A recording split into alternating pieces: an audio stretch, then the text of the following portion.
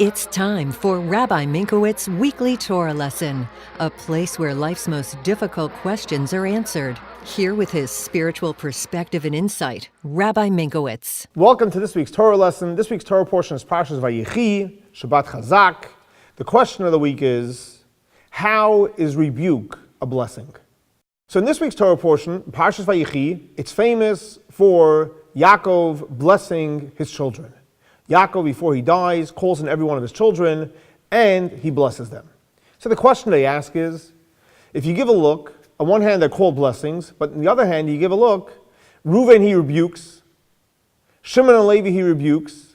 Not only did he rebuke them, when it came to Yehuda started to move back, the commentaries tell us. And Yaakov had to say, come Yehuda, you're different. Why? Because obviously he rebuked the first three.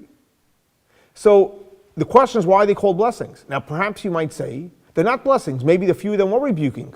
But nevertheless, at the end of all the blessings, the Torah tells us very clearly that Yaakov blessed each and every one of them. So on one hand, we see openly it's a rebuke. On the other hand, the Torah attests to the fact that even though it might seem like a rebuke, but the fact was each and every one of them received a beautiful blessing from their dad. And the question then is, so how is rebuke a blessing? So in Hebrew, tochacha, which is the meaning for rebuke, is from two words. What are the two words? Toich, which means inside. Ches hey. Ches is numerically 8.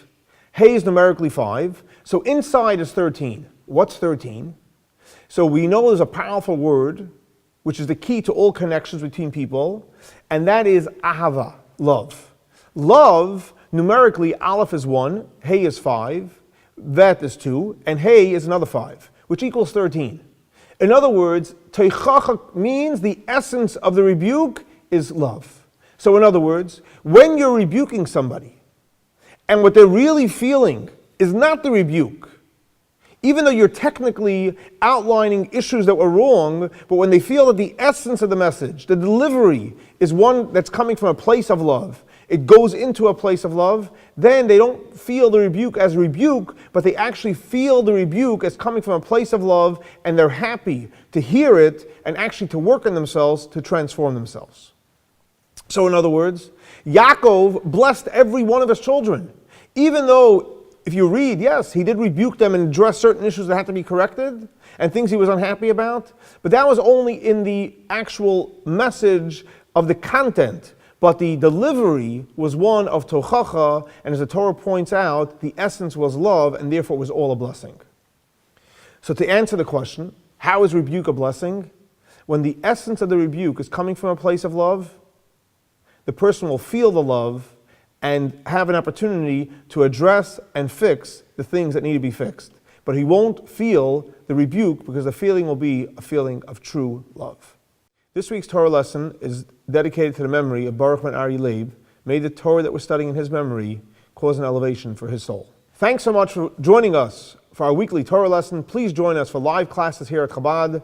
Wednesday we have the JLI course from 12:30 to 2. Thursday morning there's a Parsha class by Chana from 11 to 12. And Thursday evening we have the JLI from 7 to 8:30. And Shabbat morning we have Kabbalah class at 9 o'clock, followed by services and a Farbrengen. Shavua Tov, have a great week.